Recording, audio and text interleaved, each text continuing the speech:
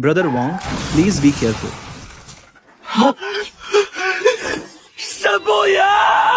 मैं टाइम में वापस आ गया हूँ।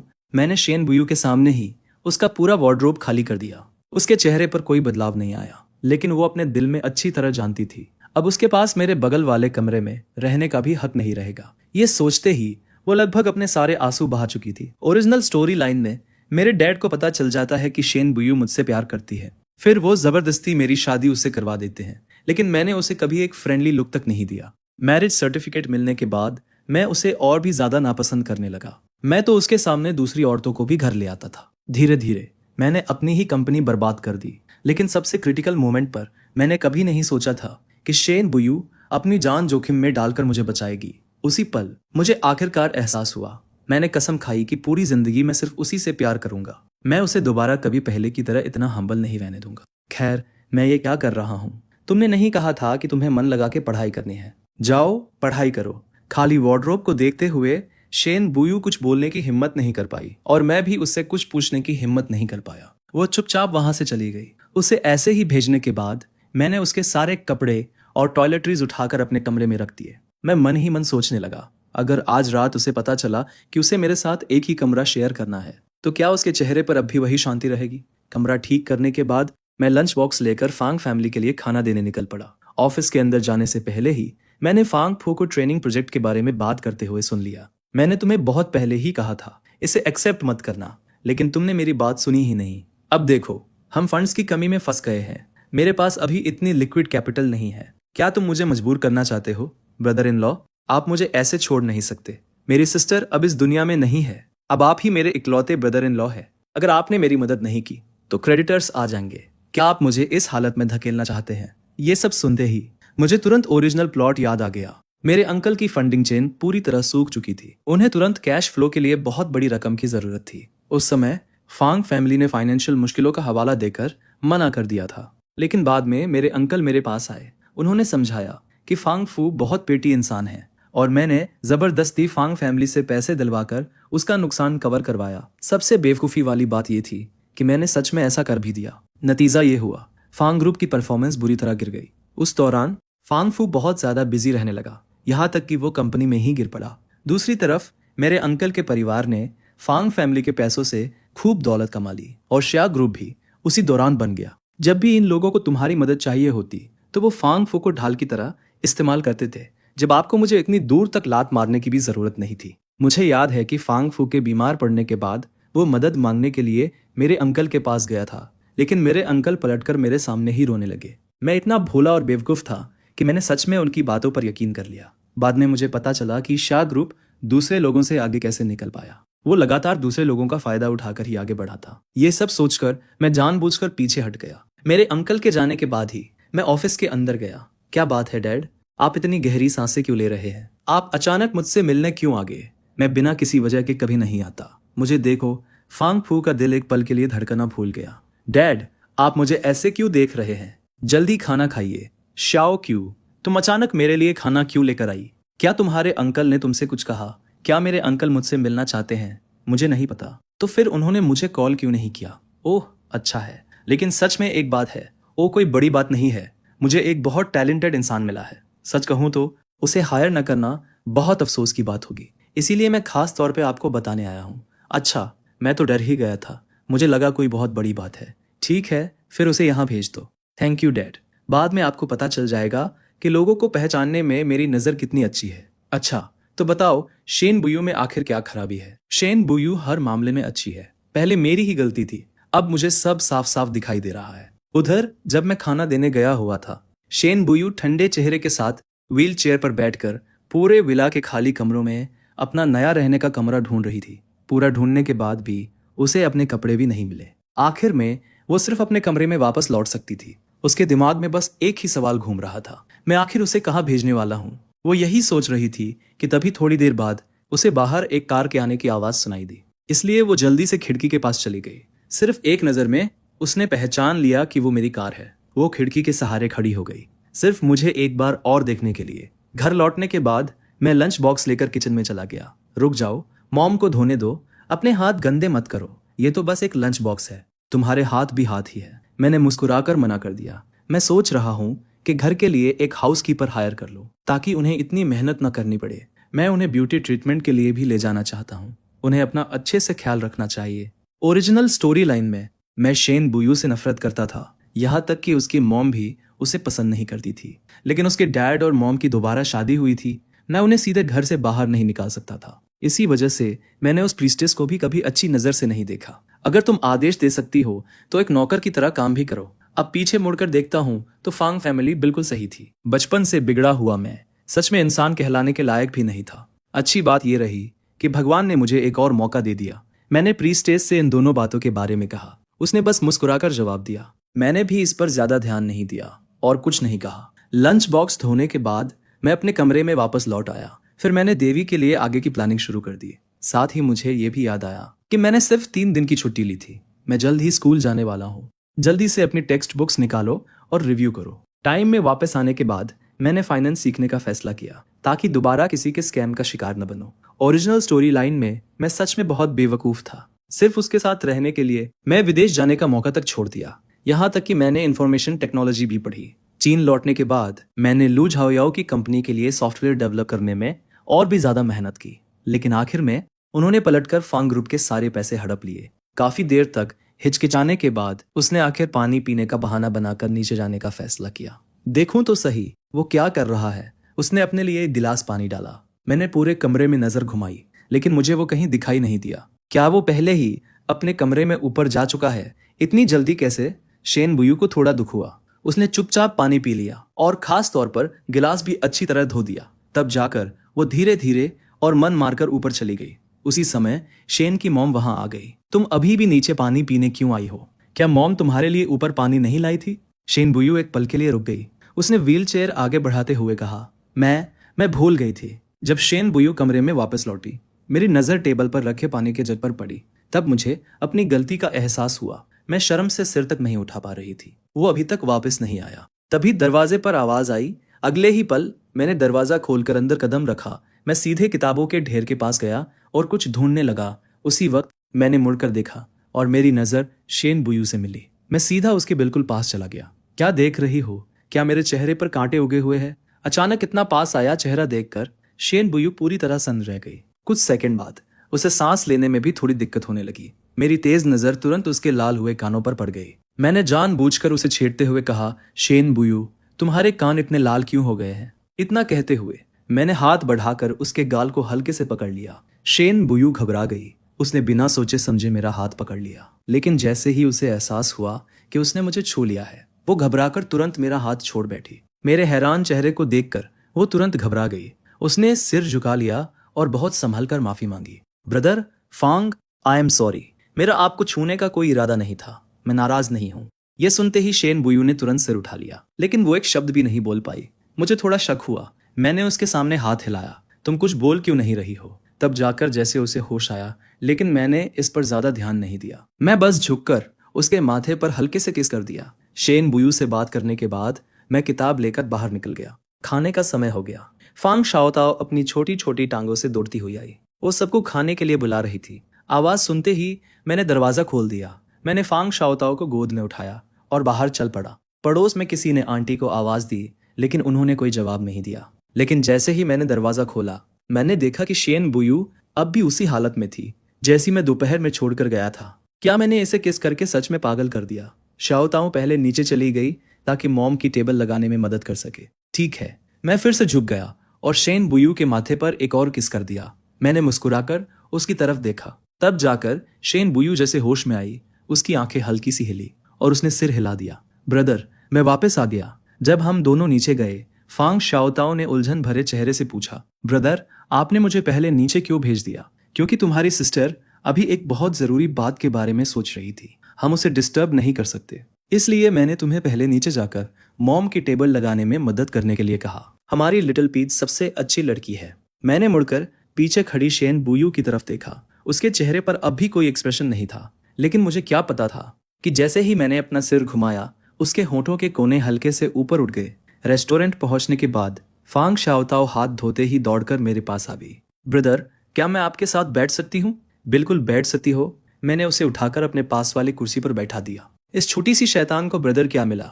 ये तो अपने डैड, मॉम और सिस्टर तक को भूल गई। क्या तुम तीनों एक दूसरे को खाना खिलाने वाले हो? मैंने अपनी सिस्टर की प्लेट में खाना रखा और मेरी सिस्टर ने भी मेरी प्लेट में खाना रखा। और क्या खाना है? ये कहते हुए फांग शाओताओ ने अपना छोटा सा बाउल मेरी तरफ बढ़ा दिया और सामने रखे खाने की तरफ उंगली करके बोली, मुझे ये और ये खाना है। मैं मुस्कुरा दिया। मैंने एक एक करके उसकी पसंद की सारी डिशेस उसकी प्लेट में रख दी। ये देखकर देवी से रहा नहीं गया। फांगशु, इसकी प्लेट में और खाना मत रखो, ये इतना नहीं खा पाएगी। मैं खा लूंगी, मैं बाद में सब खत्म कर दूंगी। ये देखकर देवी मुस्कुरा दी।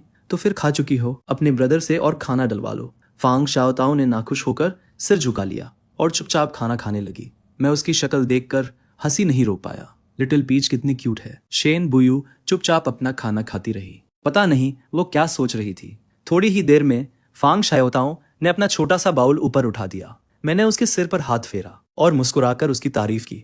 लिटिल पीच बहुत अच्छी है, उसने सब कुछ खत्म कर दिया, चावल का एक दाना तक बर्बाद नहीं किया। डिनर के बाद फांग शाओताओ अपनी किंडरगार्टन की टेक्स्ट बुक्स लेकर आ गई और बड़े गर्व से मुझे दिखाने लगी।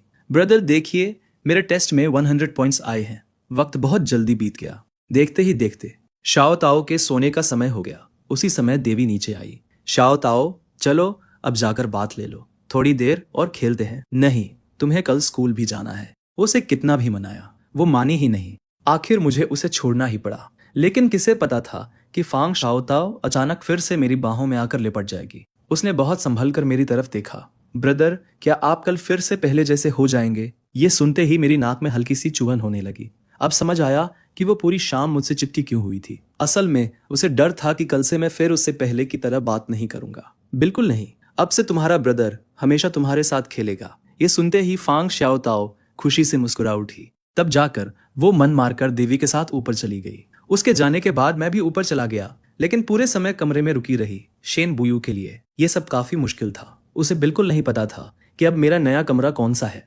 नहाने के बाद मैं शेन बुयू के कमरे में गया, लेकिन मैंने देखा वो अकेली व्हीलचेयर पर बैठी हुई थी। उसे उस हालत में देखकर मेरे दिल में हल्का सा दर्द हुआ।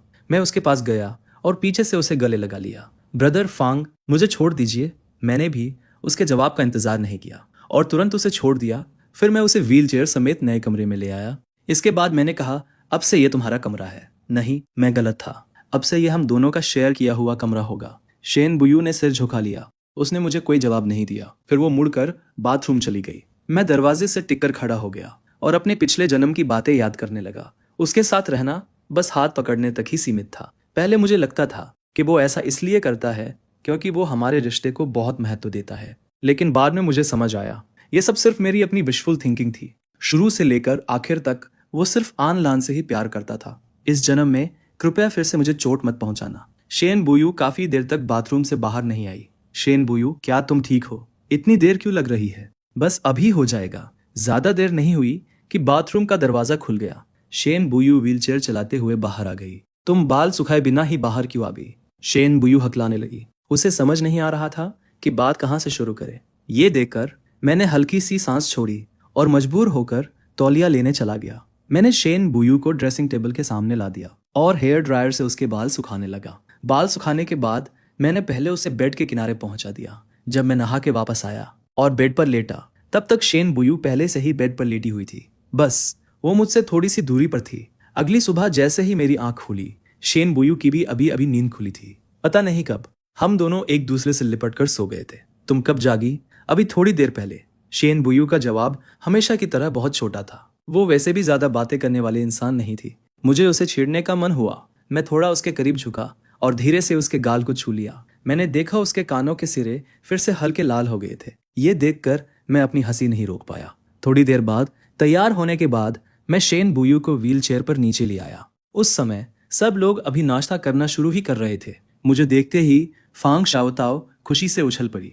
ब्रदर, इधर आकर बैठिए। मैं मुस्कुराते हुए शेन बुयू को वहां तक ले लिया और शाओताओ के बगल में बैठ गया। जब लगभग नाश्ता खत्म होने वाला था, तभी फांग शाओताओ अचानक बोली, ब्रदर, अगर आपका और सिस्टर का डिवोर्स हो गया तो आप मुझसे शादी कर लेना। ये सुनते ही मैं पूरी तरह चौंक गया। ये कैसी अजीब बात है। मिस्टर फांग दूध पीते पीते खांस पड़े, लेकिन मैंने ध्यान नहीं दिया कि उसी समय शेन बुयू चुपके से मेरी तरफ देख रही थी और उसके होठों पर हल्की सी मुस्कान आ गई थी। फांग फू ने तुरंत फांग शाओताओ की बात बीच में काट दी। ठीक है, अब खाना खाओ, बाद में स्कूल के लिए लेट मत हो जाना। फांग शाओताओ ने नाखुश होकर होठ फुला लिए। मैं मुस्कुराया और उसके सिर पर हल्के से हाथ फेरा। थोड़ी देर में तुम्हारा ब्रदर खुद तुम्हें स्कूल छोड़ने जाएगा। फांग शाओताओ तुरंत फिर से खुश हो गई। हाँ, बहुत बढ़िया। अपनी छोटी सिस्टर को स्कूल छोड़ने के बाद मैं घर वापस आया और देवी को ब्यूटी ट्रीटमेंट के लिए बाहर ले गया। शुरुआत में देवी ने इस बात को गंभीरता से नहीं लिया। मैं लगभग जबरदस्ती उन्हें बाहर लेकर गया। कैसा लग रहा है ना? मैंने आपके लिए मेंबरशिप कार्ड भी बनवा दिया है। उसमें पैसे भी टॉप अप कर दिए हैं। जब भी समय मिले मेंटेनेंस के लिए आती रहिएगा। मेरे पैसे बर्बाद मत करो। मॉम अब बूढ़ी हो गई है, इन सब चीजों की कोई जरूरत नहीं है। आंटी ने ऐसा कहा, लेकिन उनके चेहरे पर खुशी साफ दिखाई दे रही थी। उसके बाद मैं शेन की मॉम का इंतजार करने के लिए एक मसाज चेयर पर बैठ गया। मेरा मूड और भी अच्छा हो गया। दोबारा जन्म लेना कितना अच्छा होता है। इस बार मैं अपनी जिंदगी पूरी तरह एंजॉय करूंगा। कचरे जैसे लोगों से दूर रहूंगा और अपने परिवार की रक्षा करूंगा। उधर आन लान मिल्क टी शॉप में एक लड़की को बहला फुसलाकर अपने पक्ष में कर रही थी। तुम मेरे परिवार की हालत जानती हो। मेरे डैड की कंपनी पूरी तरह मेरे अंकल पर निर्भर है। फांग शिउ तुम्हें बहुत पसंद करता है। क्या तुम मेरी मदद करके उससे छुटकारा दिला सकती हो? अगर वो नाराज हो गया और मेरे अंकल से शिकायत कर दी तो मेरे डैड का बिजनेस चल ही नहीं पाएगा। आन लान लगातार मेरी बुराई करती रही। उसने खुद को एक मासूम और सताई हुई लड़की की तरह दिखाया। उसकी बातें सुनकर लू झाओयाओ के मन में उसे बचाने की इच्छा और भी बढ़ गई और मेरे लिए उसके दिल में सिर्फ नफरत बची। उसने दर्द भरे चेहरे के साथ आन लान का हाथ पकड़ लिया। ठीक है, मैं तुम्हारी उससे एक बार और मुलाकात करवा दूंगा, लेकिन मैं उसे कभी एक्सेप्ट नहीं करूंगा। तुम जानती हो मेरे दिल में सिर्फ तुम हो। आन लान ने खुश होने का नाटक किया। झाओयाओ थैंक यू। इसके बाद दोनों ने थोड़ा और दिखावा किया। फिर उसने लू झाओयाओ के फोन से फांग शू को एक मैसेज भेजा। फांग शू, शनिवार को मिलते हैं। उधर मैं किचन में सबकी मदद कर रहा था और अपना फोन लिविंग रूम की कॉफी टेबल पर रख दिया था। उसी समय मेरे फोन की रिंग बजी। स्क्रीन जल उठी। शेन बुयू ने यूं ही एक नजर डाली और लू झाओयाओ का मैसेज देख लिया। उसका चेहरा तुरंत उतर गया। मैं आंटी की टेबल लगाने में मदद कर रहा था। फिर मैं लिविंग रूम में आया और शेन बुयू को खाने के लिए बुलाया। मैं उसे व्हीलचेयर से ले जाने ही वाला था, लेकिन उसने मुझे मना कर दिया। मुझे मत धक्का दीजिए, मैं खुद चला जाऊंगी। ये सुनकर मुझे लगा शायद उसका सेल्फ रिस्पेक्ट जाग गया, इसलिए मैंने जोर नहीं दिया। लेकिन मैं चुपचाप उसके पीछे पीछे डाइनिंग टेबल तक गया। आंटी खुशी खुशी मेरे बनाए हुए खाने की तारीफ करने लगी। ये पहली बार है कि इसने खाना बनाया है। मैंने उम्मीद भरी नजरों से शेन बुयू की तरफ देखा। आखिर ये मेरा पहला मौका था। हालांकि उसकी मॉम ने मुझे गाइड किया था, लेकिन शायद स्वाद इतना अच्छा न हो। अगर अच्छा न लगे तो जबरदस्ती मत खाना। शेन बुयू ने कुछ नहीं कहा। उसने बस चॉपस्टिक्स उठाई और एक निवाला खाया। मैंने उसकी आंखों में आया बदलाव साफ देख लिया, जिसे वो छिपा नहीं पा रही थी। मेरे बनाए हुए सारे व्यंजन बहुत जल्दी खत्म हो गए। ये देखकर मैं काफी खुश हुआ। लगता है खाना सच में अच्छा बना था। डिनर के बाद शेन की मॉम ने मुझे किचन से बाहर निकाल दिया। मेरे पास शेन बुयू के साथ ऊपर जाने के अलावा कोई और रास्ता नहीं था। मैं अपने कमरे में लौट आया और शेन बुयू अपने पुराने कमरे में चली गई। शुरुआत में मैंने इस बात पर ज्यादा ध्यान नहीं दिया। मुझे लगा वो पढ़ाई करना चाहती है, लेकिन जब मैंने अपने फोन पर आया मैसेज देखा तो मुझे सब समझ आ गया। शेन बुयू ने वो मैसेज देख लिया था और उसे गलत फहमी हो गई। मैं थोड़ा घबराकर बिस्तर से उठ बैठा। लगता है मेरी वाइफ चल रही है। मैंने दरवाजा खोला और उसे मनाने के लिए उसके कमरे में चला गया। जैसा मैंने सोचा था, शेन बुयू पढ़ाई नहीं कर रही थी। वो बस कंप्यूटर डेस्क के सामने बैठी कहीं खोई हुई थी। मैं सीधा उसके पास चला गया और उसे वापस कमरे में ले आया। कमरे में लौटने के बाद शेन बुयू ने नाराज चेहरे से मुझे देखा। मुझे और भी काम है, आप मुझे वापस क्यों ले आए? मैंने उसे मना करने का कोई मौका नहीं दिया। मैंने उसे सीधे उठाकर बेड पर बैठा दिया। क्या हुआ? बाकी काम थोड़ी देर बाद भी हो सकते हैं। अभी दोपहर में सोने का समय है। मुझे नींद नहीं आ रही। मैं सोना नहीं चाहती। शेन बुयू उठकर जाने लगी, लेकिन अब बहुत देर हो चुकी थी। मैंने उसे जाने नहीं दिया। लेकिन मुझे नींद आ रही है। तुम मेरे पास नहीं होती तो मुझे नींद नहीं आती। मेरे साथ सो जाओ। ठीक है। मेरी वाइफ के इतना कहने के बाद भी जब शेन बुयू ने कोई रिएक्शन नहीं दिया तो मैंने उसे कई बार और पुकारा। शेन बुयू वहीं खड़ी की खड़ी रह गई। मैं मुस्कुरा दिया। फिर मैंने उसे अपनी बाहों में खींच लिया और हम दोनों चैन से सो गए। अगली सुबह जागते ही मैंने उससे पूछा, क्या तुमने कल मेरे फोन के मैसेज देखे थे? हाँ। नहीं, शेन बुयू ने जोर देकर इनकार कर दिया। मैंने तुरंत उसका झूठ पकड़ लिया। तुम झूठ बोल रही हो, मेरी आंखों में देखकर बोलो। शेन बुयू बेबस हो गई। आखिर उसे सच बताना ही पड़ा। मैंने बस एक नजर देखी थी। वो कुछ शब्द देखकर मुझे समझ आ गया। मैंने अपना फोन निकाल लिया। तो यही वजह है कि तुम नाराज थी। शेन बुयू ने मुझे घूर कर देखा। उसका रिएक्शन देखकर मैं मुस्कुरा दिया। फिक्र मत करो शेन बुयू, इस दुनिया में मेरे दिल में सिर्फ तुम्हारे लिए ही जगह है। उधर रात में अंकल सोफे पर बैठे गहरी सांसें भर रहे थे। अब क्या करें, मेरे जीजा जी किसी भी हालत में मेरी मदद करने को तैयार नहीं है। लगता है मुझे सब छोड़कर चले जाना चाहिए, ताकि तुम्हारी आंटी भी मेरी वजह से मुसीबत में न फंसे। ये सुनते ही आंटी गुस्से से खड़ी हो गई। दोनों हाथ कमर पर रखकर बोली, ये सब करने से क्या होगा? क्या तुम किसी ऊंची बिल्डिंग से कूदकर मरने वाले हो? हमारी सारी जमा पूंजी खत्म हो चुकी है। क्या तुम चाहते हो कि हम भूखे मरे? मैं तो अभी भी तुमसे बहुत सारे पैसे कमाने की उम्मीद लगाए बैठी हूँ। इतनी सी बात पर मरने की बातें मत करो, जरा अपना दिमाग इस्तेमाल करो। ये सुनते ही अंकल खुशी से खड़े हो गए। वो तुरंत आगे बढ़े और आंटी का हाथ पकड़ लिया। हनी, तुम्हारे पास कोई तरीका है? जल्दी बताओ क्या करना है। आंटी ने भौं उठाकर मुस्कुराते हुए कहा, तुम सच में बेवकूफ हो। अगर तुम उससे पैसे उधार नहीं ले सकते तो सिर्फ इसलिए क्योंकि तुम उसके ब्रदर इन लॉ हो। अगर रिश्ता बदल जाए तो बात अलग होगी। हनी, तुम तो जीनियस हो। अंकल इतने खुश हो गए कि उन्होंने तुरंत अपना फोन निकाल लिया। मैं अभी फांग शियू को कॉल करता हूँ, वो हमारी बात सबसे ज्यादा सुनता है। ये कहकर उन्होंने तुरंत फोन मिला दिया। दूसरी तरफ आन लान अभी भी लू झाओयाओ के साथ थी। दोनों फिर से मिल्क टी पी रहे थे और उसके बाद मूवी भी देखी। दोनों साथ साथ चलते हुए रेजिडेंशियल एरिया के गेट तक पहुंचे। लू झाओयाओ ने मुड़कर, आन लान, आज मेरे साथ मूवी देखने के लिए थैंक यू। आन लान ने उसकी तरफ बड़े प्यार से देखा। मुझे भी वो मूवी बहुत पसंद आई, लेकिन उसका एंडिंग मुझे पूरी तरह पसंद नहीं आया। मेल प्रोटैगनिस्ट आखिर में अपना पहला प्यार खो बैठा। सच में बहुत अफसोस की बात है। लू झाओयाओ ने भी अफसोस से सिर हिलाया। सच में बहुत अफसोस हुआ। कितनी दुख की बात है। अगर मैं कभी किसी रिलेशनशिप में हुआ तो शुरुआत से आखिर तक मैं सिर्फ तुम्हारे साथ ही रहूंगा। ये सुनकर आन लान ने लू झाओयाओ की तरफ हल्की सी मुस्कान दी। लू झाओयाओ, अब तुम्हें वापस जाना चाहिए। लू झाओयाओ ने सिर हिलाया, फिर धड़कते दिल और खुशी से भरे चेहरे के साथ वहां से चला गया। उसे जाते हुए देखकर आन लान के चेहरे की मुस्कान तुरंत गायब हो गई। उसका चेहरा ठंडा पड़ गया। बस कुछ और दिन सब्र करना है। जब फांग शियू और लू झाओयाओ विदेश चले जाएंगे तब शेन बुयू सिर्फ मेरी होगी। उधर बेडरूम में शेन बुयू ने पीछे से मुझे गले लगा लिया। उसके चेहरे पर शिकायत साफ दिखाई दे रही थी। आप मुझे सोते वक्त अपनी बाहों में क्यों नहीं लेते? मैं ये कैसे कहता कि मैं डर गया था। दोपहर में जिसे मैंने छेड़ने की सोची थी, आखिर में वही मुझे छेड़कर कंफ्यूज कर गई। ब्रदर फांग, शेन बुयू ने पीछे से बड़ी बेचारगी से मुझे पुकारा। तभी मुझे एहसास हुआ कि शेन बुयू शुरू से ही नाटक कर रही थी, लेकिन उसकी आवाज सुनते ही मेरा दिल फिर भी पिघल गया। पिछले जन्म में उसने मेरे लिए जो कुछ भी चुपचाप किया था, उसे याद करके मुझे उसके लिए और भी बुरा महसूस होने लगा। मैं सिर्फ सोच ही सकता था कि उस समय वो कितनी निराश रही होगी। अब समझ आया कि बाद में उसकी टांगों की हालत और क्यों बिगड़ गई थी। उसने इलाज छोड़ दिया था, लेकिन अब पीछे मुड़कर देखता हूँ तो लगता है उसने सिर्फ इलाज ही नहीं छोड़ा था, उसने तो सब कुछ छोड़ दिया था। ये सोचते ही मैं खुद को रोक नहीं पाया।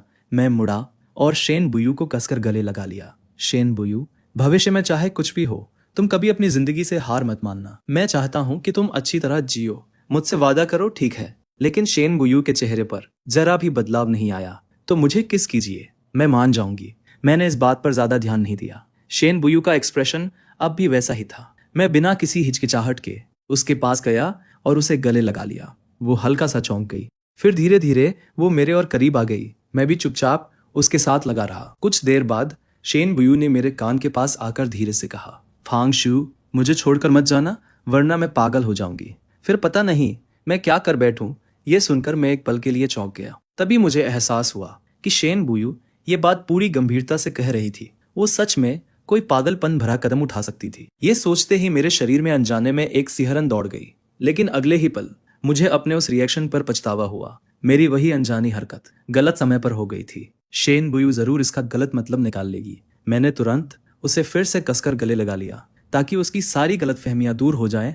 शेन बुयू, हम हमेशा साथ रहेंगे। ये सुनकर शेन बुयू की आंखों में हल्की सी हलचल हुई। उसने धीरे से सिर हिला दिया। ठीक है, आज जो तुमने कहा है उसे हमेशा याद रखना। उस वक्त मुझे बिल्कुल अंदाजा नहीं था कि शेन बुयू आखिर क्या सोच रही थी। अगली सुबह तैयार होकर मैं नीचे आया। मुझे देखते ही फांग शाओताओ ने चिंता से पूछा, ब्रदर, आपके होंठ को क्या हुआ? मैंने तुरंत अपना मुंह ढक लिया और बड़ी मुश्किल से समझाया, कुछ नहीं, गलती से मेरे होठ पर कट लग गया। आई एम सॉरी, आज मुझे स्कूल जाना है, इसलिए मैं आज शाओताओ को किंडरगार्टन छोड़ने नहीं जा पाऊंगा। फांग शाओताओ ने समझदारी से सिर हिला दिया। कोई बात नहीं, जब बाद में ब्रदर के पास समय होगा तब मुझे फिर स्कूल छोड़ देना। उसी समय शेन बुयू हमेशा की तरह चुपचाप व्हीलचेयर चलाते हुए नीचे आ गई, लेकिन फांग शाओताओ की तेज नजर ने तुरंत कुछ अजीब देख लिया। हम सिस्टर, आपकी गर्दन को क्या हुआ? ये सुनते ही मैं एक पल के लिए बिल्कुल चुप रह गया और फिर अचानक खांसने लगा। खांसी खांसी खांसी। मेरी सिस्टर भी ना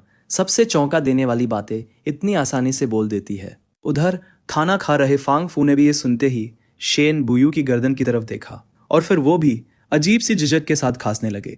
फांग शाओताओ की नजर शक भरी निगाहों से मेरे और शेन बुयू के बीच घूमने लगी। तभी मैंने उसे जोर से कहते सुना, ओह सिस्टर, आपकी और ब्रदर की लड़ाई हुई है। उसकी बात सुनकर मैं एक बार फिर बिल्कुल चुप रह गया। वैसे तो ये कोई बड़ी बात भी नहीं थी, लेकिन मेरी सिस्टर के ऐसा कहने के बाद अब तो लोग और भी ज्यादा गलत सोचने लगेंगे। उस पल मुझे इतनी शर्म आई कि मैंने जल्दी जल्दी खाना खाना शुरू कर दिया। मैं बस जितनी जल्दी हो सके टेबल से उठना चाहता था। शेन बुयू पूरे समय चुप रही। उसके चेहरे पर न शर्म थी और ना ही कोई घबराहट। जल्दी से खाना खत्म करने के बाद मैं तुरंत ऊपर गया, अपनी किताब उठाई और घर से निकल गया। जब फांग फू ऑफिस जाने वाले थे तभी शेन बुयू ने उन्हें रोक लिया। डैड, मैं और फांग शू बाहर शिफ्ट होना चाहते हैं। जब तुमने घर भी खरीद लिया है तो लगता है तुम दोनों ने सब सोच समझकर फैसला किया है। ठीक है, फिर तुम लोग शिफ्ट हो जाओ, लेकिन जब भी समय मिले घर वापस आते रहना। मैं और तुम्हारी मॉम तुम दोनों का इंतजार करेंगे। शेन बुयू ने फिर से सिर हिलाया।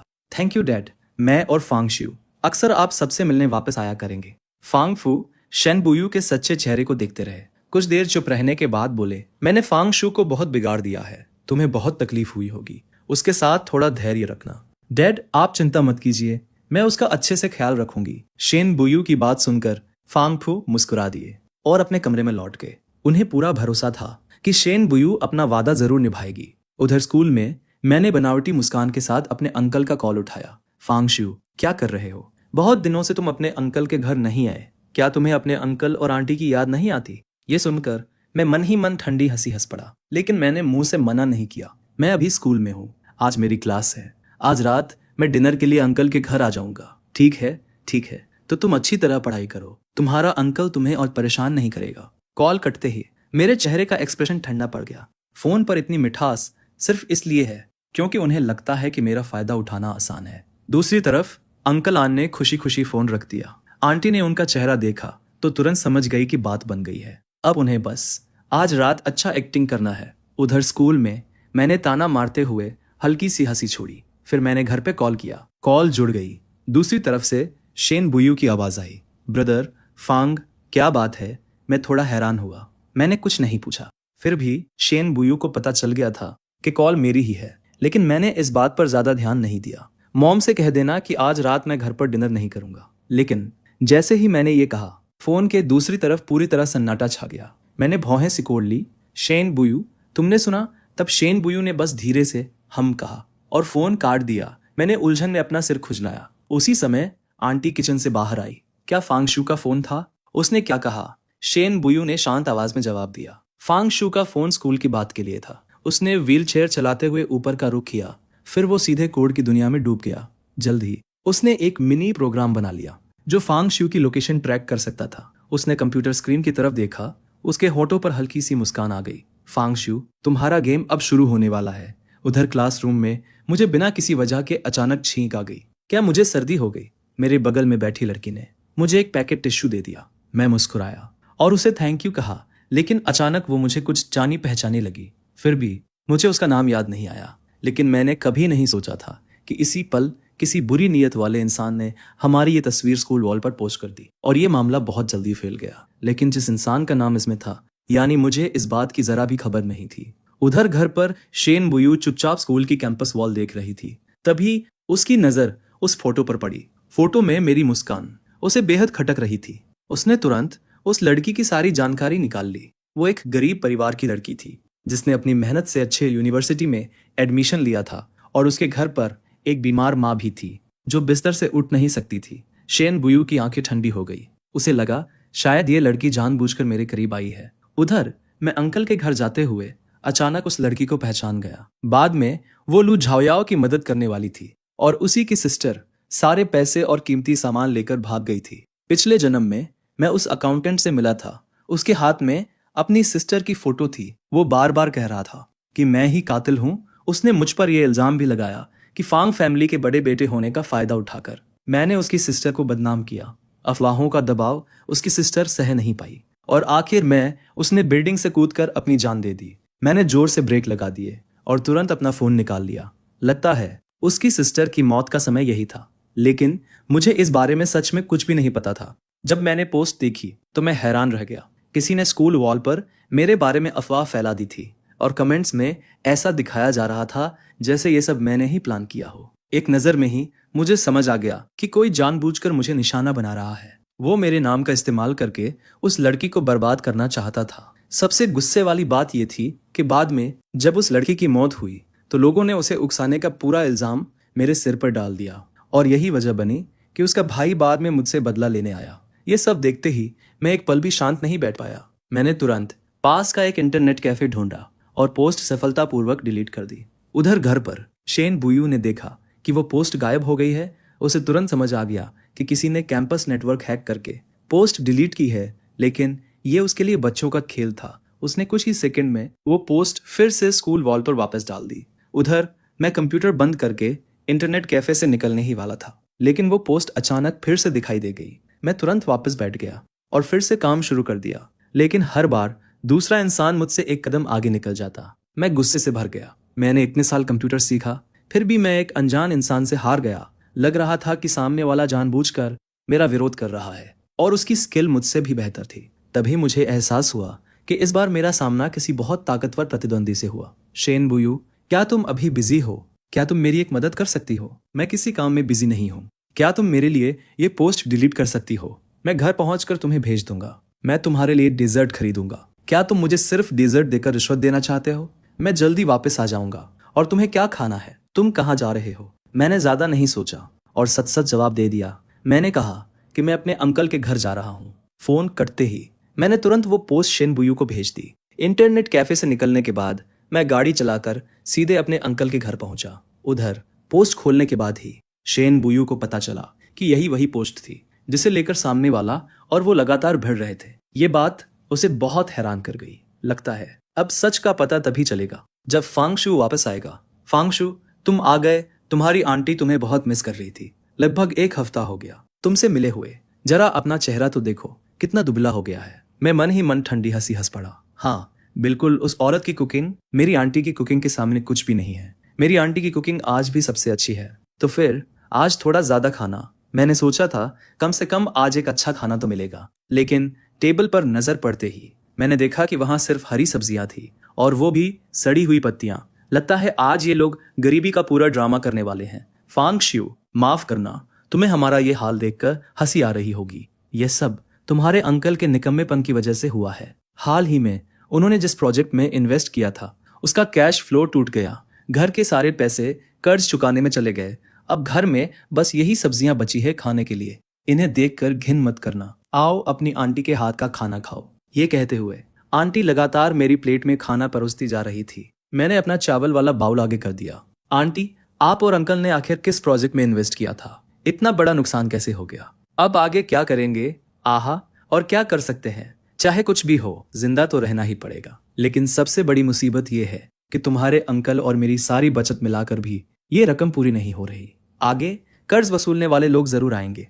हम तो ये घर बेचने की भी सोच रहे हैं। जितना मिल जाए उतना ही सही। इसके बाद तुम हमें और अपने अंकल को ढूंढने मत आना, ताकि कर्ज वसूलने वाले तुम्हें भी निशाना न बनाए। बोलते बोलते आंटी और भी ज्यादा भावुक हो गई। तभी अंकल तुरंत आगे बढ़े और उन्हें गले लगा लिया। मत रो, मैं किसी भी कीमत पर तुम्हें और अपने बेटे को इसमें नहीं फंसने दूंगा। मैं ही यहाँ से चला जाता हूँ। जब मैं नहीं रहूंगा तो ये कर्ज भी मेरे साथ खत्म हो जाएगा। फिर कोई भी तुम लोगों के पीछे नहीं आएगा। तुम बस अपने बेटे के साथ अच्छी जिंदगी जीना। ये कहते हुए अंकल बालकनी की तरफ चल पड़े। अंकल, कृपया ऐसा कोई बेवकूफी वाला कदम मत उठाइए। जरूरत पड़ी तो हम सब मिलकर ये कर्ज चुका देंगे। मैं डाइनिंग टेबल पर बैठा उन दोनों की एक्टिंग देखता रहा और मन ही मन उनका मजाक उड़ा रहा था। वाह, क्या कमाल की जुगलबंदी है। लगता है इसकी तो पहले से पूरी रिहर्सल की गई है। ठीक है, अगर ये लोग एक्टिंग करेंगे तो मैं भी कर लेता हूँ।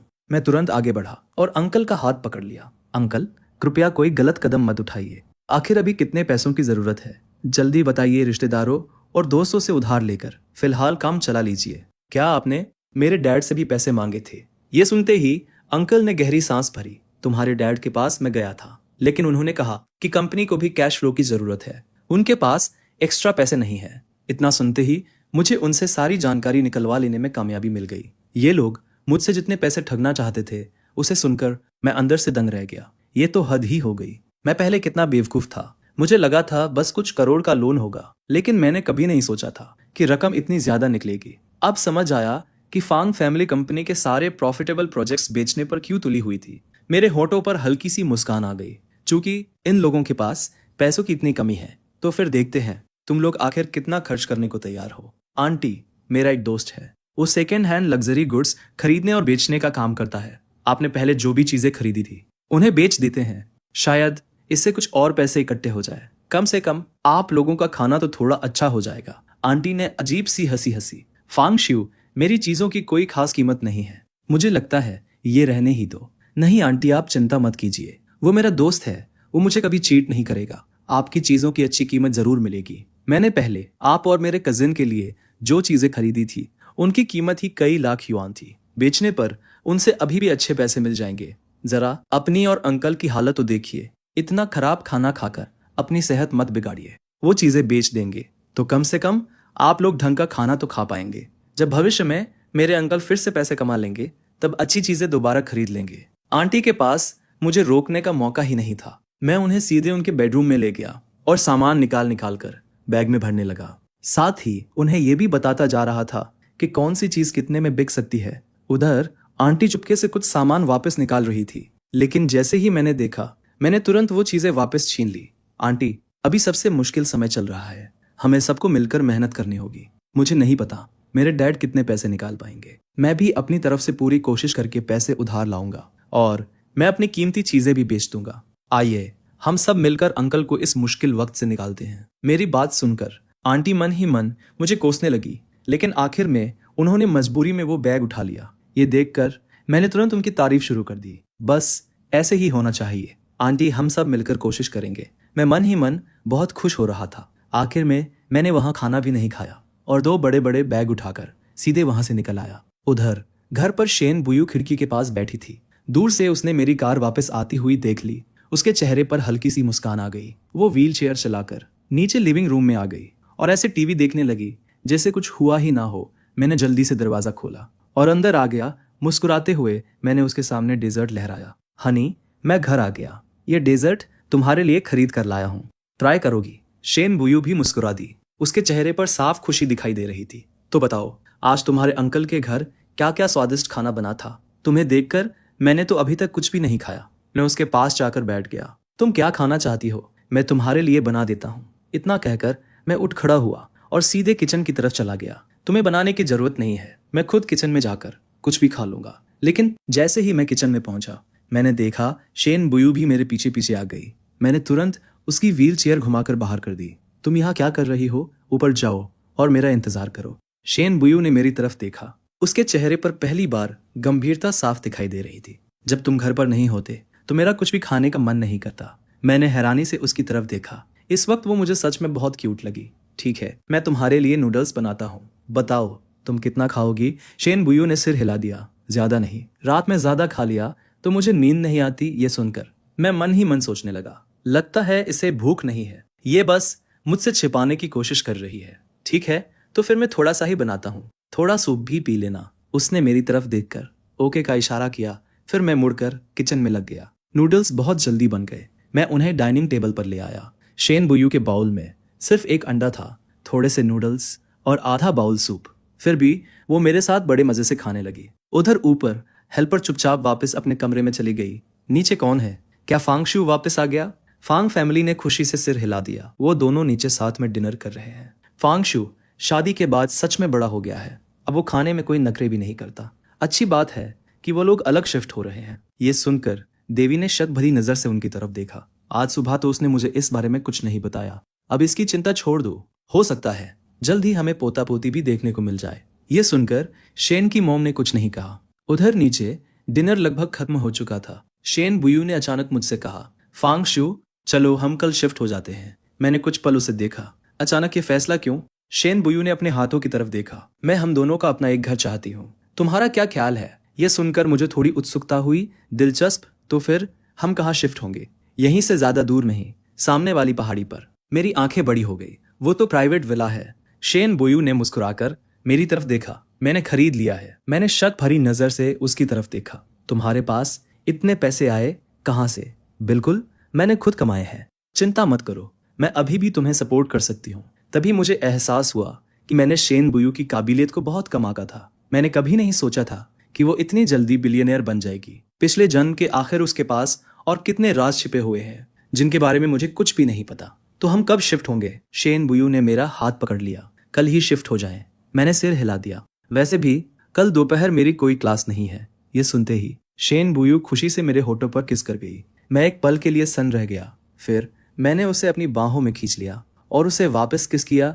शेन बुयू ने जरा भी विरोध नहीं किया। उसने बस अपनी आंखें बंद कर ली। कुछ मिनट बाद मैंने मुस्कुराकर शेन बुयू से कहा, तुम पहले ऊपर चली जाओ, मैं थोड़ी देर में आता हूँ। लेकिन शेन बुयू वहीं खड़ी रही। वो बस मुझे किचन में काम करते हुए देखती रही। ये देखकर मेरे पास जल्दी जल्दी काम खत्म करने के अलावा कोई रास्ता नहीं था। बर्तन धोने के बाद मैं शेन बुयू को व्हीलचेयर पर ऊपर ले गया। बेडरूम में वापस आने के बाद मैं और शेन बुयू दोनों फ्रेश होकर आए। फिर हम दोनों बेड पर लेट गए। बेड पर आते ही शेन बुयू सीधे मेरी बाहों में आकर सिमट गई। मैंने धीरे से पुकारा, शेन बुयू, लेकिन उसने मुझे कोई जवाब नहीं दिया। लगता है वो सच में सो गई है। मैंने बेबसी से एक सांस छोड़ी और फिर हार मान ली। आखिर ये मेरी वाइफ है, जैसा चाहे वैसा करने दो। उधर आन फैमिली में आन लान वापस आ गई। घर आते ही उसे पता चला कि उसके सारे पसंदीदा कलेक्टिबल्स गायब थे। वो जोर से चिल्लाई, मेरी चीजें कहाँ हैं? आंटी गुस्से में उसके पास आई। क्या सिर्फ तुम्हारी ही चीजें गायब हुई है? सिर्फ तुम्हारी नहीं, सबकी चीजें बिक गई है। आन लान गुस्से से पागल होने लगी। मॉम, आपने आखिर किया क्या है? तब आंटी ने उसे पूरी बात बता दी। सब सुनने के बाद आन लान की आंखों में ठंडी मुस्कान चमक उठी। मॉम, कल मैं अंकल के घर होकर आती हूँ। ठीक है, जाकर उन्हें जल्दी करने के लिए कहना। अगली सुबह मेरी आंख खुली। मैंने तुरंत फोन उठाकर टाइम देखा और एकदम चौंक गया। फिर लेट हो गया। आज प्रोफेसर की क्लास है। वो हर क्लास से पहले अटेंडेंस लेते हैं और फाइनल एग्जाम में अटेंडेंस के भी मार्क्स जुड़ते हैं। ये याद आते ही मैं घबराकर बिस्तर से उठ बैठा।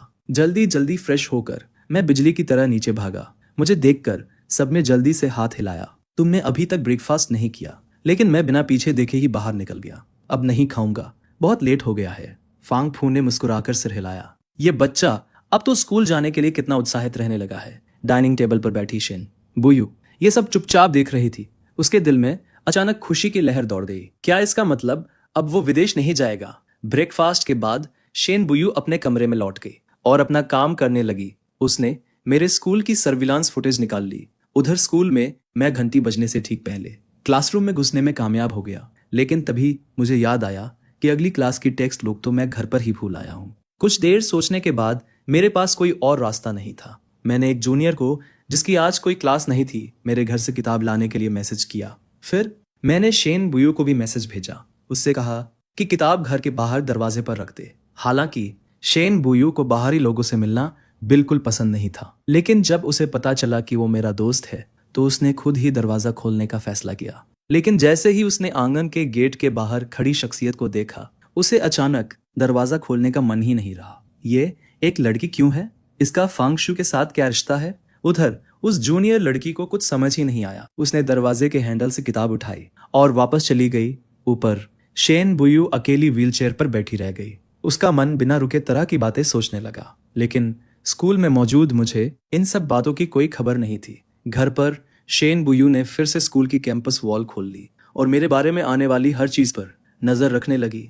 सुबह का समय जल्दी ही बीत गया। क्लास खत्म होते ही मैं जल्दी से घर लौट आया। जब शेन की मॉम घर पहुंची तब तक सब कुछ तैयार था। लंच के बाद मैंने शेन बुयू की व्हीलचेयर पकड़ ली। उसे आगे बढ़ाते हुए मैंने पूछा, जब मैं घर पर नहीं था क्या तुमने अपना सामान पैक कर लिया? व्हीलचेयर पर बैठी शेन बुयू मेरे सवाल का कोई जवाब नहीं दिया। आज सुबह मैं भी काफी बिजी थी। थोड़ी देर में हम दोनों साथ मिलकर सामान समेट लेंगे। पैक हो गया। यहाँ तुम्हें थोड़ी मेहनत करनी पड़ेगी। मेरा सामान बहुत ज्यादा है। मैं पहले इसे अलग अलग कर देता हूँ, फिर धीरे धीरे सब शिफ्ट कर लेंगे। शेन बुयू मुस्कुराकर सिर हिला दिया। चलो हम दोनों मिलकर करते हैं। हमने कमरे में काम बांट लिया और मिलकर सामान समेटने लगे। ज्यादा देर नहीं लगी, सारा सामान पैक हो गया। दोपहर में मूवर्स हमारे घर आए और सारा सामान लेकर चले गए।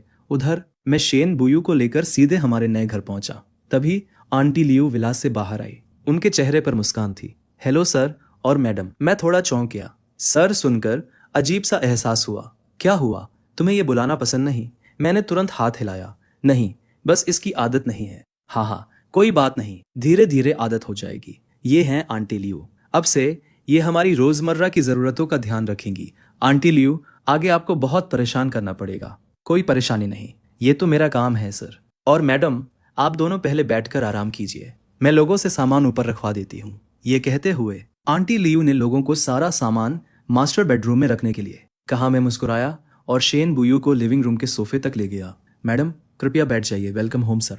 हम दोनों एक दूसरे को देखकर मुस्कुरा दिए। फिर शेन बुयू आकर मेरी बाहों में सिमट गई। वो मेरी तरफ ध्यान से देखने लगी। ब्रदर फांग, आपने कहा था कि आप कभी डिवोर्स नहीं लेंगे जब तक आप मुझे छोड़कर नहीं जाएंगे। मैं पूरी जिंदगी आपका अच्छे से ख्याल रखूंगी। फिर से क्या सोचने लगी, अब से यही हमारा घर है, मैं तुम्हें छोड़कर और कहाँ जाऊंगा। ठीक है। कुछ ही देर में हमारा नया घर पूरी तरह सेट हो गया और सारा सामान मास्टर बेडरूम में रख दिया गया। मैंने दरवाजा खोला, लेकिन अंदर का नजारा देखकर मैं हैरान रह गया। यहाँ का पूरा लेआउट मेरे पुराने घर जैसा ही था। शेन बुयू मेरे पास आई और उम्मीद भरी नजरों से मुझे देखने लगी। कैसा लगा? तुम्हें पसंद आया? मुझे बहुत पसंद आया। शेन बुयू, अब मुझे एहसास हुआ है कि तुमसे शादी करना मेरी जिंदगी का सबसे खुशकिस्मत फैसला था। तुम दुनिया की सबसे खूबसूरत और सबसे अच्छी औरत हो। तुम्हारे सामने मुझे खुद लगता है कि मैं तुम्हारे लायक भी नहीं हूँ। नहीं, मेरे दिल में सबसे कीमती इंसान सिर्फ तुम हो। उसी समय बेडरूम के बाहर से आंटी लियू की आवाज आई।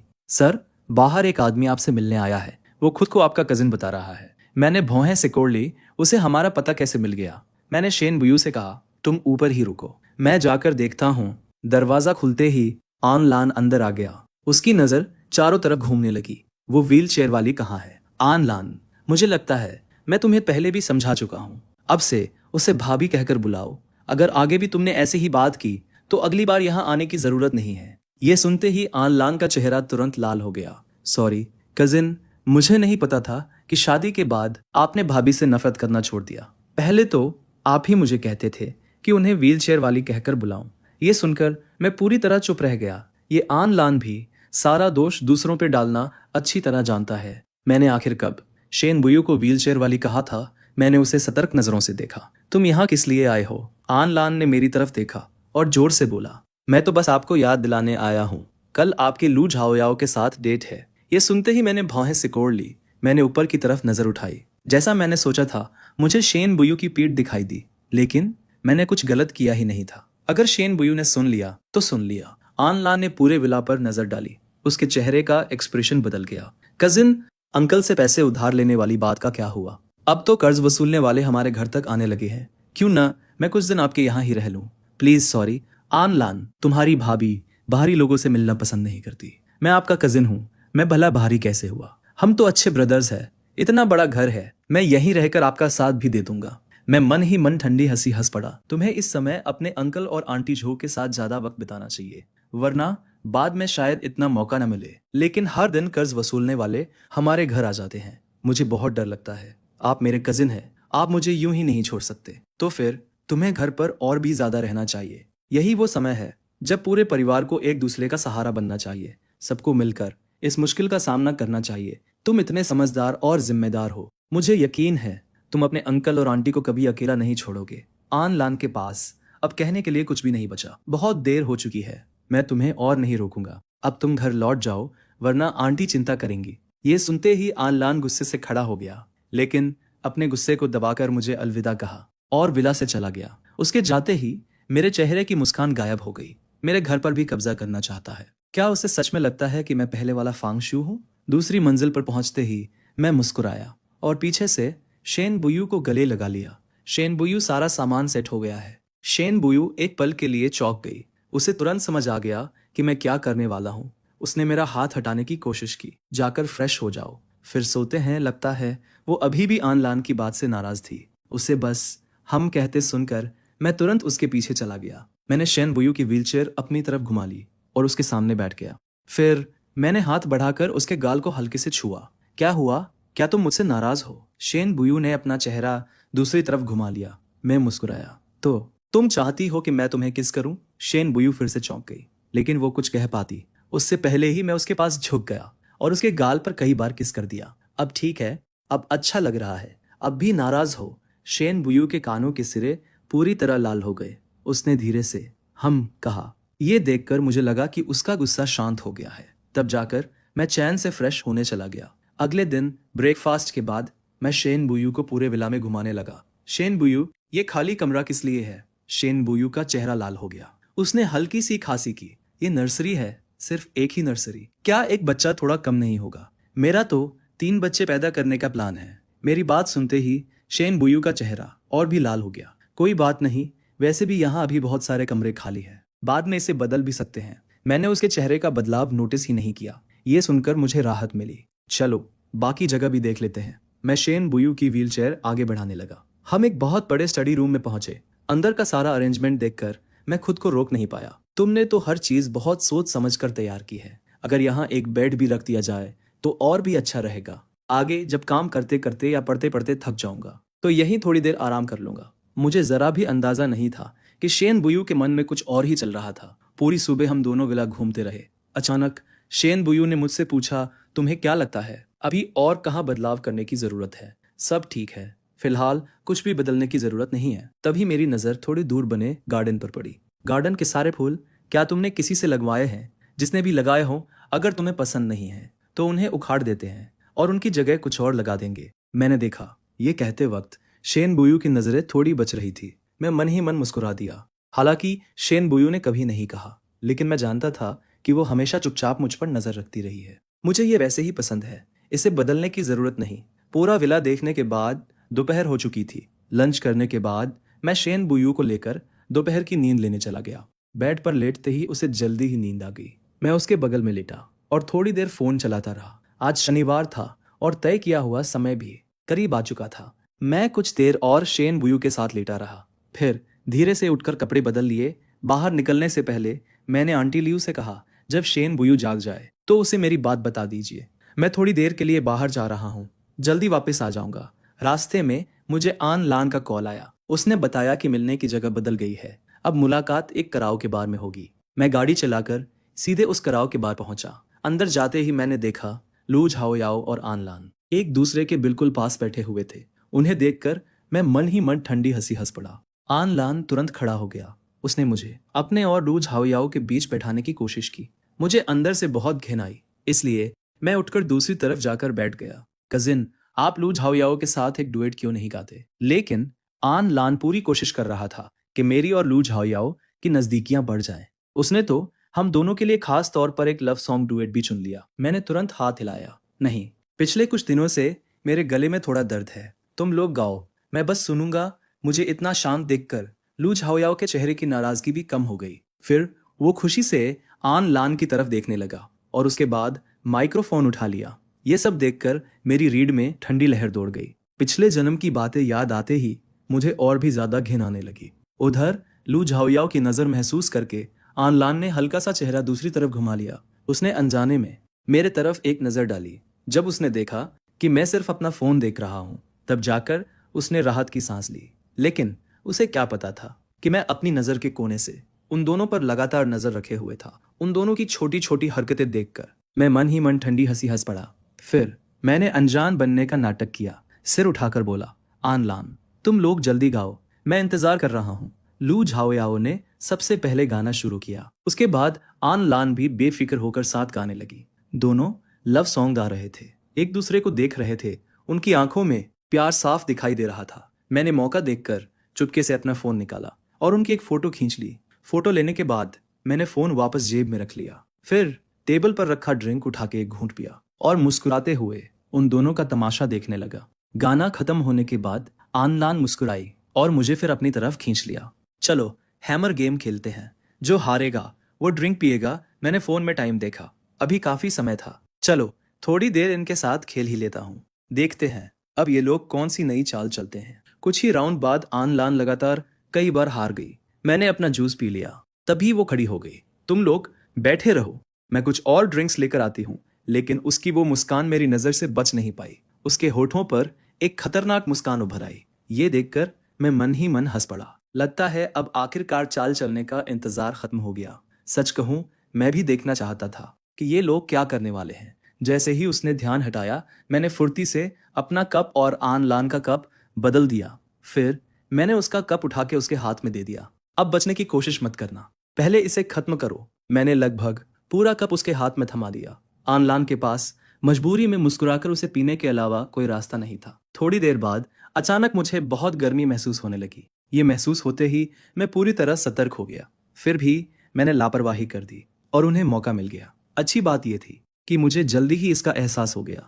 अभी भी इसका हल निकालने का मौका था। मैं जितनी तेज भाग सकता था भाग कर बाहर निकल गया। मुझे वॉशरूम जाना है। मैं सीधे बाथरूम में घुस गया और ठंडे पानी से अपना चेहरा धोने लगा। लेकिन मेरे शरीर की गर्मी लगातार बढ़ती जा रही थी। ऐसे नहीं चलेगा, मुझे तुरंत शेन बुयू को कॉल करना होगा। कॉल लगते ही शेन बुयू ने एक पल की भी देरी नहीं की। उसने तुरंत व्हीलचेयर नीचे ले गई और सीधे विला से बाहर निकल गई। असिस्टेंट तुरंत आगे बढ़ा और उसके लिए कार का दरवाजा खोल दिया। बॉस, हम साउथ सिटी वाले कराओके बार जा रहे हैं, जल्दी चलो। यह पहली बार था जब असिस्टेंट ने अपने बॉस को इतना घबराया हुआ देखा। कार तुरंत स्टार्ट हो गई। पूरे रास्ते शेन बुयू अपना फोन कसकर पकड़े रही और बार बार कहती रही, और तेज चलाओ। असिस्टेंट के पास स्पीड बढ़ाने के अलावा कोई और रास्ता नहीं था। उधर कराओके बार के वॉशरूम में मैंने दांत भींच लिए और दरवाजे को घूरता रहा। मैं जरा सी भी आवाज निकालने की हिम्मत नहीं कर रहा था। मुझे हर हाल में खुद को संभालना होगा। आखिरकार शेन बुयू मेरे फोन की लोकेशन के सहारे मुझे ढूंढ ही लिया।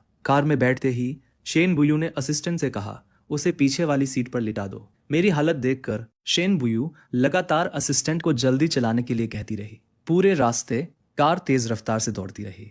आखिरकार हम घर पहुंच गए।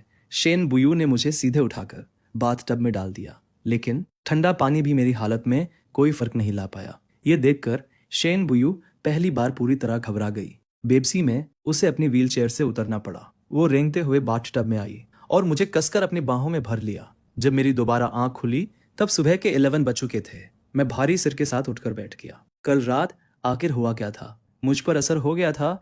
फिर शेन बू मुझे घर ले आई। इतना याद आते ही मैं बुरी तरह चौंक गया। कहीं कल रात मेरा और शेन बुयू का वो सब तो नहीं हो गया। मैं तुरंत उठकर शीशे के सामने गया। जैसा मैंने सोचा था, मेरे कपड़े बदले हुए थे। उसी समय शेन बुयू व्हीलचेयर पर बैठी कमरे में आई। उठ गए, चलो नीचे डिनर कर लेते हैं। मैं उसे खाली नजरों से देखता रहा। मन में ढेर सारे सवाल थे।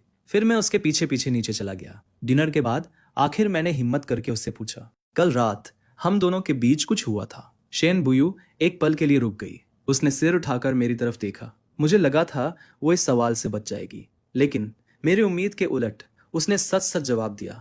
फांग शियू, अब हम सच में पति पत्नी है। दोबारा जन्म लेने के बाद इस बार आखिरकार मैं सच में शेन बुयू के साथ आ गया। मैंने मन ही मन कसम खाई कि इस जन्म में मैं शेन बुयू से दिल से प्यार करूंगा। उसके साथ बच्चे होंगे और मैं उसे फिर कभी अकेला नहीं छोड़ूंगा। उधर आनलान और लू झाओयाओ पूरी तरह एक दूसरे के साथ उलझ चुके थे, लेकिन मुझे इस बात की जरा भी खबर नहीं थी। अगले दिन मैं बाहर से वापस घर आया तो देखा शेन बुयू चुपचाप लिविंग रूम में बैठी टीवी देख रही थी। मैं उसके पास गया और पीछे से उसे गले लगा लिया। शेन बुयू, चलो थोड़ी देर स्टडी में बैठकर पढ़ते हैं।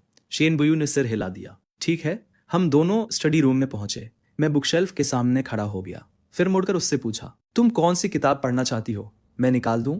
लेकिन शेन बुयू ने सीधे कंप्यूटर ऑन कर दिया। फिर मेरी तरफ देखकर बोली, मैं थोड़ी देर कंप्यूटर इस्तेमाल करूंगी। मैंने भी एक किताब उठाई और उसके पास बैठ गया। शेन बुयू, क्या सोच रही हो? मुझे बिल्कुल पता नहीं चला कि जैसे ही मैं बैठा शेन बुयू ने तुरंत कंप्यूटर की स्क्रीन बदल दी। असल में वो कल रात कराओके बार की सर्विलेंस फुटेज देख रही थी, लेकिन वो नहीं चाहती थी कि मुझे इसका पता चले। उसने मेरी तरफ देखा और हमेशा की तरह शांत मुस्कान के साथ बोली, हाँ हाँ कुछ नहीं।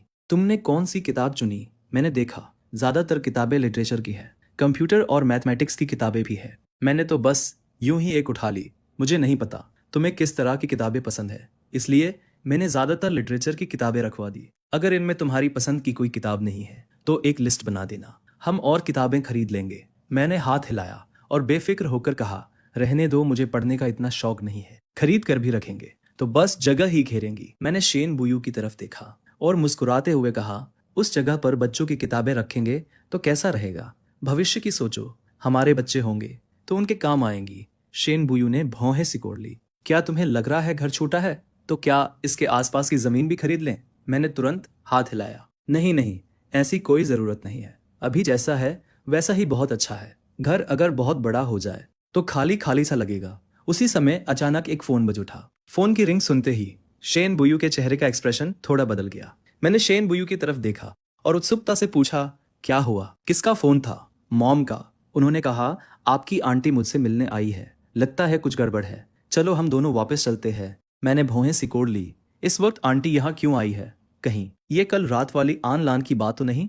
ये सोचकर मैंने हाथ की किताब नीचे रख दी और खड़ा हो गया। चलो। घर पहुंचते ही मैंने देखा आंटी तेजी से हमारी तरफ दौड़ी। उन्होंने हाथ उठाया और सीधे शेन बुयू को थप्पड़ मारने की कोशिश की। मैंने तुरंत उनका हाथ पकड़ लिया और ठंडी नजर से उन्हें देखते हुए कहा, आंटी जो कहना है सीधे कहिए, आते ही किसी पर हाथ उठाने का क्या मतलब है? आंटी ने झटके से अपना हाथ छुड़ा लिया। उनके चेहरे पर नाराजगी साफ थी। मैं तुम्हारी आंटी हूँ। मैं इस व्हील चेयर वाली को थप्पड़ मार रही थी और तुमने मुझे ही रोक दिया। मैंने भौहें सिकोड़ ली, फिर एक कदम आगे बढ़कर शेन बुयू को अपने पीछे कर लिया। आंटी, अगर आप बड़ी है तो बड़ों जैसा व्यवहार भी कीजिए। इनका नाम शेन बुयू है और ये मेरी वाइफ है। आंटी ने हैरानी से मेरी तरफ उंगली उठाई। फांगशु, इसकी बातों में मत आओ।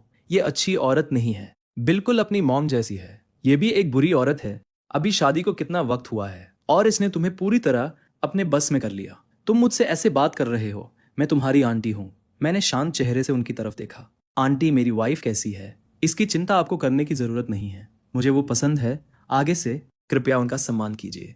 ये सुनते ही शेन बुयू की आंखों में हल्की सी चमक आ गई। उधर आंटी गुस्से से कांपने लगी। उनसे कुछ बोला भी नहीं जा रहा था। मैंने ठंडी नजर से उन्हें देखा। आंटी, आपने हमें वापस क्यों बुलाया? जो कहना है सीधे कहिए। आंटी ने गहरी सांस ली, फिर शेन बुयू की तरफ उंगली करके गुस्से से बोली, इसी ने आन लान को बहकाया है। मैंने उनकी बात सुनी और मुझे हंसी आ गई। शेन बुयू आन लान में दिलचस्पी लेगी, ये तो नामुमकिन है। लगता है ये मामला आन लान और लू झाओयाओ का है। शेन बुयू ने चिंता भरी नजरों से मेरी तरफ देखा। मैंने उसे देखकर आश्वासन देने के लिए हल्का सा मुस्कुरा दिया। फिर मैं वापस आंटी की तरफ मुड़ा। आंटी, हर बात सबूत से होती है, सिर्फ कह देने से कोई बात सच नहीं हो जाती। आंटी ने भौहें सिकोड़ ली। उन्होंने तुरंत अपना फोन निकाला और सबके सामने फोटो दिखाते हुए बोली, तुम्हें सबूत चाहिए ना? तो देखो, ये फोटो है जिसमें आन लान कल रात तुम्हारे घर पर सोया था। जब वो वापस आया तो उसकी गर्दन पर भी निशान थे।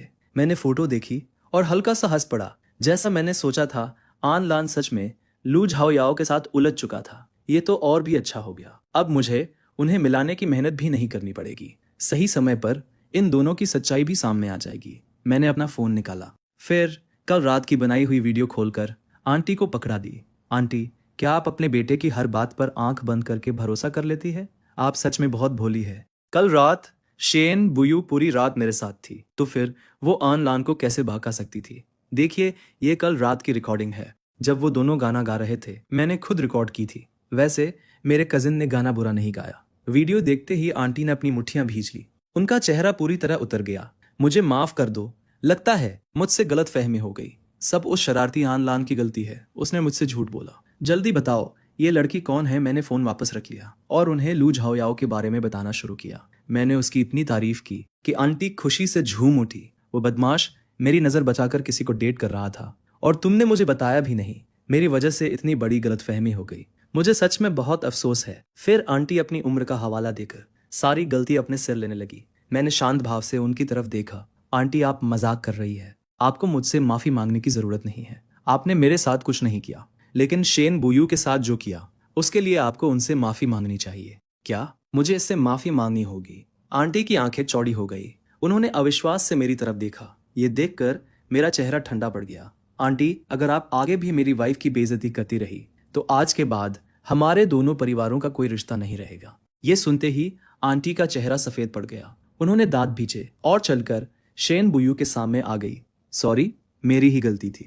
मैंने जल्दबाजी कर दी। शेन बुयू ने बस ठंडी नजर से उनकी तरफ देखा और धीरे से हम कह दिया। मैं मुस्कुराकर आंटी से बोला, अब सारी गलत फहमियां दूर हो चुकी है। मैं आपको और नहीं रोकूंगा, लेकिन आज जो हुआ उसके बाद वापस जाकर अपने बेटे को अच्छी तरह समझाइए। आंटी ने जल्दी जल्दी सिर हिलाया। उनकी आवाज में साफ घबराहट थी।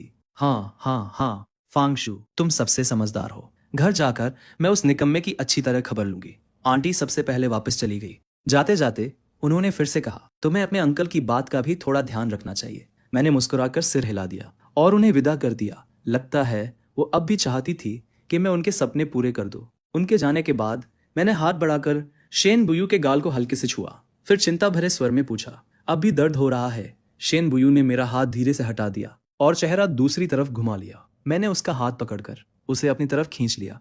क्या हुआ? क्या तुम मुझसे नाराज हो कि मैं तुम्हारे लिए उनसे नहीं लड़ पाया? शेन बुयू ने इतनी नजदीक से मेरी तरफ देखा। वो कुछ पल चुप रही, फिर धीरे से पूछ बैठी, तुम्हें लू झाओ याओ और आन लान के रिश्ते के बारे में कब से पता था? मैंने उसके चेहरे पर हल्की सी कड़वी मुस्कान देखी। मुझे बहुत पहले से पता था, पिछले जन्म से, और उसकी कीमत भी मुझे बहुत भारी चुकानी पड़ी थी। ये सुनते ही शेन बुयू ने मेरा हाथ कसकर पकड़ लिया। फांग शियो, तुम्हें दुखी होने की जरूरत नहीं है। लू झाओ याओ तुम्हारे लायक ही नहीं है। तुम्हारे पास अब भी मैं हूं, है ना? मैंने काफी देर तक उसकी आंखों में देखा, फिर धीरे से सिर हिला दिया। तुम हो, बस इतना ही मेरे लिए काफी है। उस रात विला की बालकनी में मैं चांद को देख रहा था। उसी समय शेन बुयू कमरे से बाहर आई। फांग शियो, तुम बालकनी में क्या कर रहे हो? मैं मुस्कुराया और उसे अपने पास खींच लिया। आओ साथ में चांद देखते हैं। 1 महीने बाद मेरी छुट्टियां शुरू हो जाएंगी और उसके बाद मेरा इंटर्नशिप भी शुरू होने वाला है। मेरी बात सुनकर शेन बुयू ने हैरानी से मेरी तरफ देखा।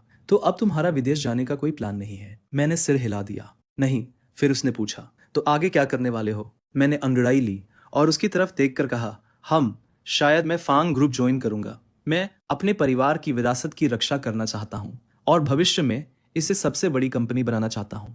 शेन बुयू हल्के से मुस्कुरा दी। ये तो आसान बात है, मिस्टर फांग भी शायद यही चाहते होंगे कि तुम फांग ग्रुप ज्वाइन करो। मैंने उसकी आंखों में देखते हुए पूछा, और तुम? उसके चेहरे पर कोई बदलाव नहीं आया। जब तक तुम खुश हो मुझे कोई एतराज नहीं है। लेकिन मैं थोड़ा और उसके करीब चला गया और फिर पूछा, तो तुम्हारी अपनी खुशी का क्या?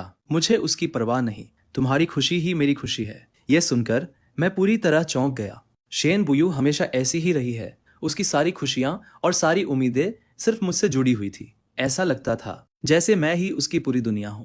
मैंने उसे कसकर गले लगा लिया। ऐसा मत कहा करो, तुम्हारी खुशी भी उतनी ही जरूरी है। मैं भी चाहता हूं कि तुम हमेशा खुश रहो। मैंने अगली सुबह आंख खोली, तभी एहसास हुआ कि स्कूल के लिए फिर लेट हो रहा हूं। मैं जल्दी जल्दी उठा और जाकर फ्रेश होने लगा। शेन बुयू ने मुझे उठते देखा तो वो भी उठने लगी। जब मैं जल्दी जल्दी तैयार होकर बाहर आया तब तक वो पहले ही व्हील चेयर पर बैठ चुकी थी और जिद करने लगी कि वो मुझे छोड़ने चलेगी। तुम उठ क्यों गई? कोई जल्दी नहीं है, थोड़ी देर और सो जाओ।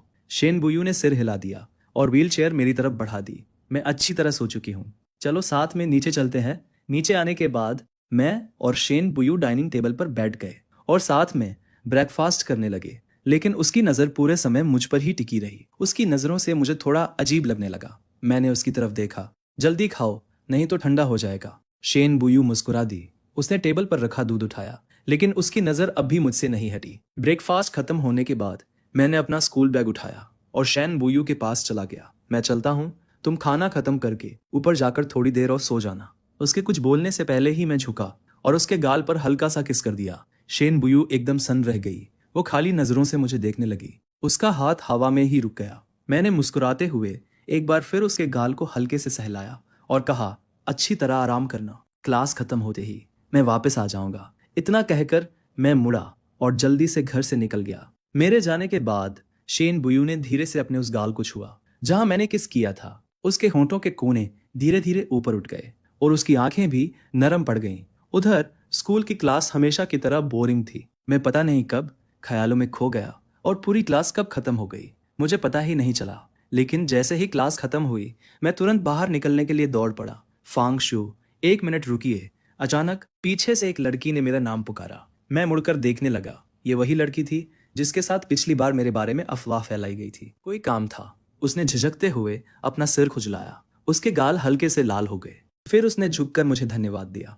कुछ नहीं, मैं बस आपका शुक्रिया अदा करना चाहती थी। मेरी मदद करने के लिए धन्यवाद।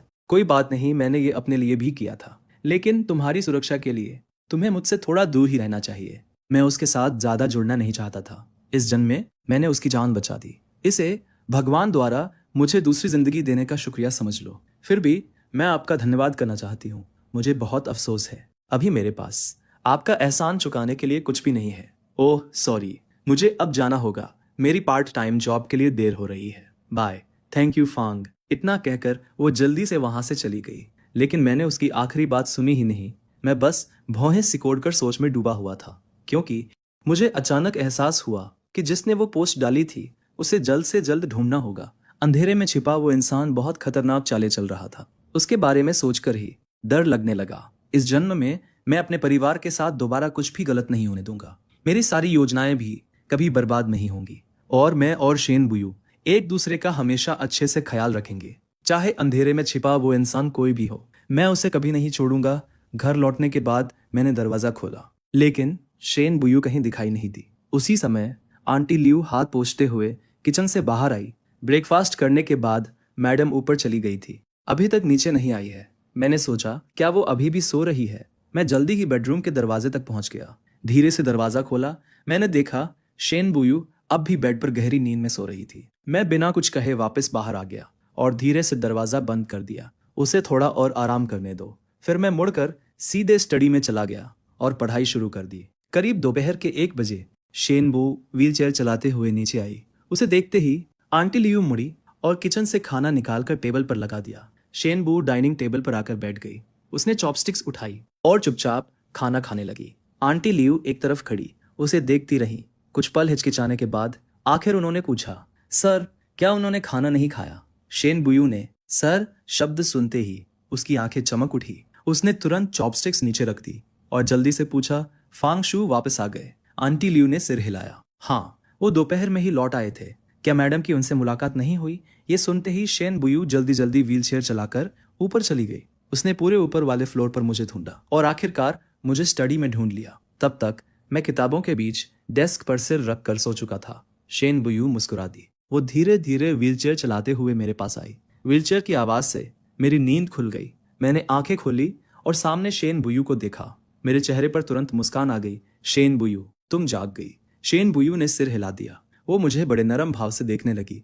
भूख लगी है, चलो नीचे चलकर खाना खाते हैं। सॉरी, मैं तो बस थोड़ी देर किताब पढ़ना चाहता था। पढ़ते पढ़ते पता ही नहीं चला कब नींद आ गई। शेन बुयू ने मुझे जरा भी नहीं टोका। इस समय पढ़ाई करते हुए नींद आना तो आम बात है। शेन बुयू, तुम इतनी स्मार्ट हो, क्या मेरे लिए ऐसा कोई तरीका है जिससे मैं जल्दी सीख सकूं? ये सुनते ही शेन बुयू मन ही मन बहुत खुश हो गई। उस पल वो ये भी भूल गई कि वो व्हीलचेयर पर है। उसे बस इतना महसूस हुआ कि जिस लड़के से वो सबसे ज्यादा प्यार करती है वो उस पर भरोसा करता है। वो हल्के से मुस्कुरा दी। डिनर के बाद मैं तुम्हारे लिए एक तरीका सोचती हूँ। मैंने कुछ कहे बिना उसे कसकर गले लगा लिया। तुम्हारा होना सच में बहुत अच्छा लगता है। शेन बुयू का चेहरा तुरंत लाल हो गया। उसने जल्दी से हल्की सी खांसी की ताकि अपनी घबराहट छिपा सके। ठीक है, पहले नीचे चलकर खाना खा लेते हैं। मैंने उसका हाथ छोड़ दिया, मुस्कुराया और खड़ा हो गया। फिर उसकी व्हीलचेयर पकड़कर उसे नीचे ले गया। डाइनिंग टेबल पर पहुंचने के बाद मैंने चॉपस्टिक्स उठाई और लगातार शेन बुयू की प्लेट में खाना रखता गया। शेन बुयू मुस्कुराते हुए मेरे परोसे हुए सारे व्यंजन खाती रही। जिस इंसान को तुम सबसे ज्यादा पसंद करते हो, जब वो तुम्हें खुश करने की पूरी कोशिश करे तो दिल अपने आप खुश हो जाता है। खाना खाने के बाद मैं फिर से शेन बुयू को स्टडी में ले गया। अब मेरे लिए कोई तरीका सोचो। मेरी नजर में शेन बुयू एक जीनियस है। उसे जरूर मेरी मदद करने का कोई तरीका पता होगा। शेन बुयू ने मेरी तरफ देखा और बेबस सी मुस्कुरा दी। फिर वो स्टडी में काम करने लगी। ज्यादा देर नहीं लगी।